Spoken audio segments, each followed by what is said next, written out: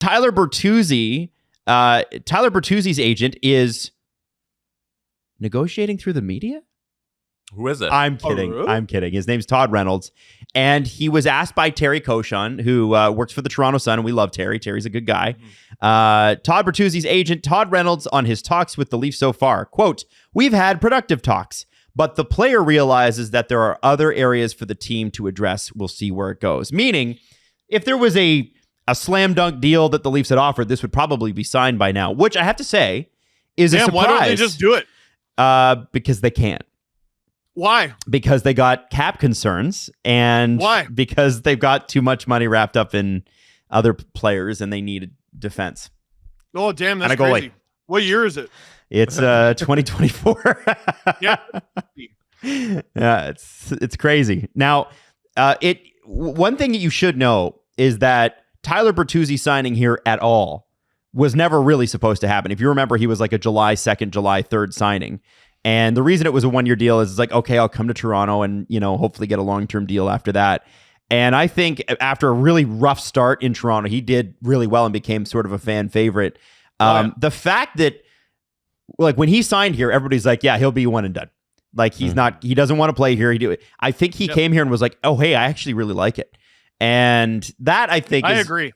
I think that says something. Obviously, Max Domi, when he signed here, wanted to be here, has always wanted to play here, wants to stay here. Bertuzzi was like, well, that's the best offer on the table. And he came, and after a rough start, like I said, the fans fell in love with him, and he seems to really like it here. So I hope they're able to get something done here. There are a lot of people, I think, underrating what Bertuzzi brought this year and what Bertuzzi did to a guy like Brad Marchand in the first round. As much as the Leafs were a disappointment, he was the only guy really in Brad Marchand's face, game after game after game, sort of neutralized the BS that Brad's been able to get away with the Leafs previously.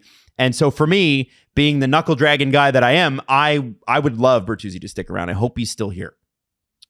Yeah, with Bertuzzi, you take the good with the bad. He's going to do some squirrely penalties and stuff like that every now and then, but he became one of the most effective players down the back half. And if you're going to move off of the core, he's one of the reasons that you're actually able to do it, because they put together a really effective first line that only had one member of the core on it. You good? What? I wasn't. What? That wasn't facetious. That's what happened. Very literally. That is very clearly what happened. Yeah. They did it for like 20 games. What are you looking at me like that for? Well, so, okay. With Todd Reynolds' comments, guys, which are very different from what we're being fed from the other camp, I'm trying to piece together what the Leafs' plan is based on comments by outside people. Right? Not just reporters, but the agents themselves or people that are feeding the agent or feeding insiders, whatever. And it certainly seems like the Leafs would like to do something about this change that they talked about soon. It certainly seems like within, I would say, a week and a half, ideally, I think there's some certainty on a certain front. And I think, does it not feel to you like maybe whoever the acquiring team on Marner is, maybe the Leafs would like to move him and say, you have to pay that upfront bonus, right? Because they might have, like, it's a really good deal for a team if they make that deal July 2nd, but that might be too late for the Leafs. Do you know what I'm saying? So here's the thing.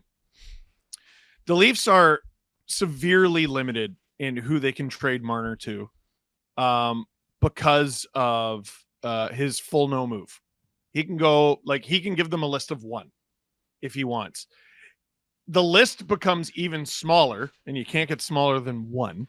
Well, yes, you can, 0. If you include Not possible. the bonus. Right. If you make the other team pay the bonus, it's $7.25 million. It's a lot. That's a lot of money, man. Mm-hmm. It's a lot of now. The only way, like, it's I suppose possible, because all the money that Marner is owed this season, this entire season, for a guy who has a $10.9 million cap hit, is actually $8,025,000. It is possible he's dealt before July 1st. I just think, imagine the windfall you get for trading like a 90-point player who for the team you're trading him to makes less than $1 million. Like, I think I just, if you're hoping the Leafs actually get a decent return from Marner, I feel like that's the way to do it, but it prevents them from doing so much other business. it feels like, though, it'll be a handshake deal that happens after July 1st. You know what I mean, Steve? Like, it feels like, hey, you agree on this prior to that, and then you move them once that bonus is played out, so that there's some certainty with the Leafs going into the draft and the offseason. The problem is, like, Bertuzzi's not going to sit and wait around. That's what he did last year, and he kind of screwed himself. I mean, who's to say, and this has happened in business before, there's not some sort of handshake agreement.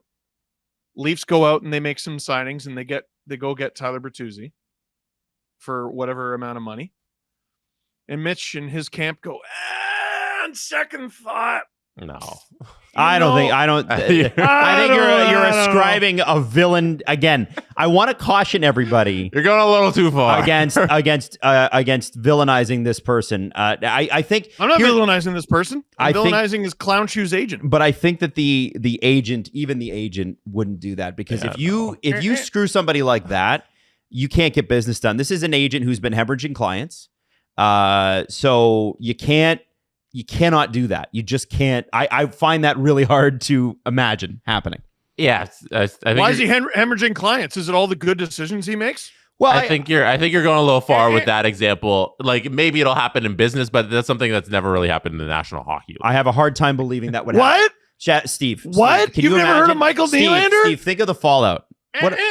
Think of the fallout. Like there's just, that's not Think setting of the your fallout. His check still that is arrived. not setting your client up for success long term. It's not. It's When obvious has that it ever isn't. been the priority? That is the priority. He wants a long-term deal, and he got it the first time. So people want 90-point players. Well, fine. Yeah. He'll be fine. Eric Tulsky is the new general manager. Before you move on sorry. from Mitch, did you guys make anything of the Jake Gensel rumors that The maybe Leafs? the Leafs will go after No. Jake Gensel if they Absolutely move Marner not. or anything like that? No. No. I listen. Good Quick answer. Here's a great thing. If there's a good player available, like Vegas, the Leafs should be interested. Hey, isn't it crazy Markstrom got traded to the Leafs today? Isn't that nuts? Yeah, because the Leafs were Man, apparently they were in on him. They were in on him. I think Get outta here. I think some people like tying the Leafs to everything. Well, and I think to say a player, hey, here's a really good player. Are the Leafs interested? Well, sure. Sure. Are the Leafs interested in Connor McDavid? Are they interested in Sidney Crosby? They're in on him. Well, this is the thing, right? So I look at that and I look at that report and I think listen, if Mitch Marner's not here, maybe you do. But let's move we have to move the big thing first, right? You got to move that first. And I don't see, by the way, I'm not sure how many, you can just run it back. I'm not sure how many Flames the Leafs can be in on anymore.